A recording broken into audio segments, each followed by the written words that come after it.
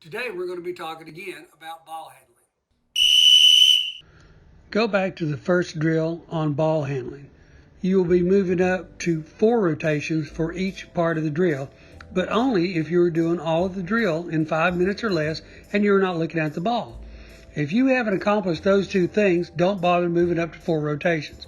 The goal now is to do all the parts of the drill with 4 rotations in less than 5 minutes and to not be looking at the ball.